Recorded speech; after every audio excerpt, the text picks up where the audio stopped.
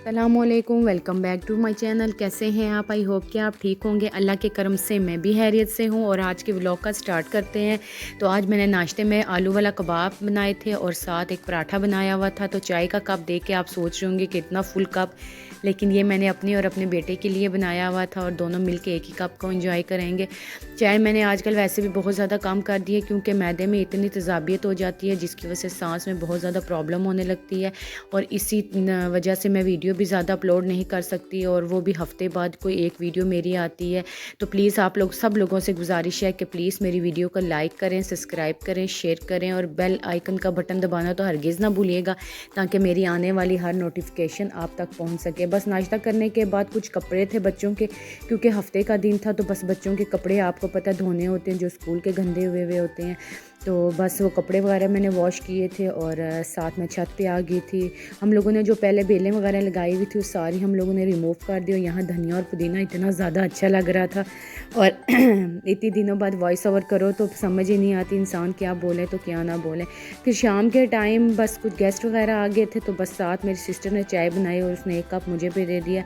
और आपको पता है मौसम भी काफ़ी अच्छा हुआ है, सर्दियाँ आ गई हैं तो चाय से कौन बंदा इनकार करता है, तो फिर बस मैंने भी इनकार नहीं किया और यहाँ पे मैं चाय पीने लगी थी। शाम के टाइम मैंने कुछ ज़्यादा अपलोड नहीं किया क्योंकि कपड़े धो के इतनी ज़्यादा थकन हो जाती है कि बस कुछ करने को दिल ही नहीं करता। फिर ये नेक्स्ट डे का व्लॉग था और नेक्स्ट डे इनकी स्कूल में पार्टी थी तो कुछ मैं बना के तो नहीं दे सकी, बस मैं कुछ बच्चों के लिए लेके आई थी स्नैकिंग वगैरह, क्योंकि तबीयत सेट नहीं रहती तो कुछ भी बनाने को खाने को कुछ भी अच्छा नहीं लगता। बस सिस्टर्स वगैरह मेरी बहुत हेल्प करती हैं मुझे बनाने में, मुझे बना के देने में, तो बस मैंने बच्चों को भेज दिया। और फिर अब मैं बनाने लगी थी पंजीरी, जो सर्दियों की सौगात है, जो न्यू मदर्स हैं उनके लिए तो बेस्ट ऑफ बेस्ट है।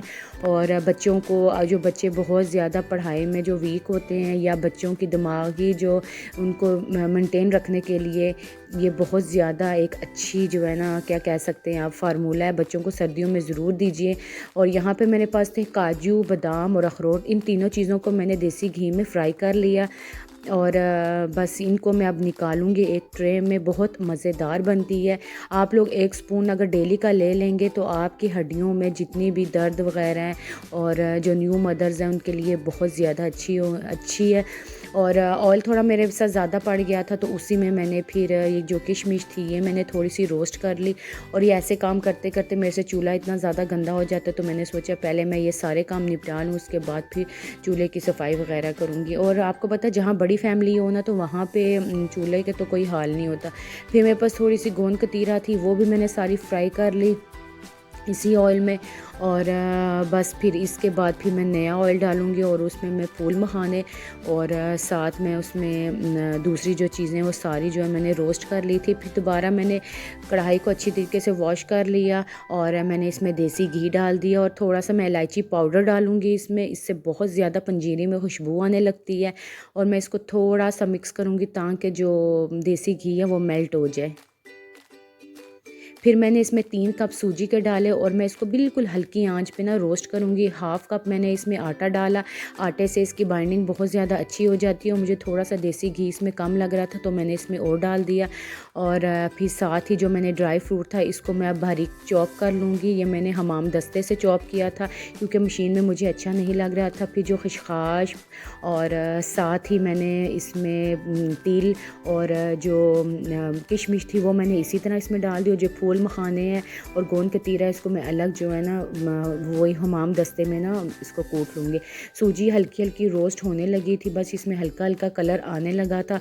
और ये मैं जो है ना येलो सूजी है, एक तो दूसरी हल्के रंग की होती है तेज़ रंग की थी। और जिसमें मैंने जो था उसमें किशमिश थी और साथ मैंने नारियल था और साथ ही मैंने छुआरे इनको बारीक काट लिया था और ये तीनों चीज़ें मैंने इसमें डाल दी, साथ तिल भी और खशखाश डाल के मैंने इसको मिक्स कर दिया। जब ये सूजी ठंडी होगी और मैं अब तमाम चीज़ों को मिक्स कर लूँगी और फिर मैंने शक्कर इसमें डाल दी। आप अपनी मर्ज़ी के मुताबिक डाल सकते हैं, मुझे थोड़ा सा मीठा चाहिए था तो मैंने इसमें वो थोड़ी सी इसमें शक्कर भी डाल दी और थोड़ा सा इसमें मैंने सौंफ का पाउडर डाल दिया। मैं इसको अच्छी तरीके से मिक्स करूँगी और मिक्स करने के बाद मैं आपको बॉल में निकाल के दिखाऊँगी।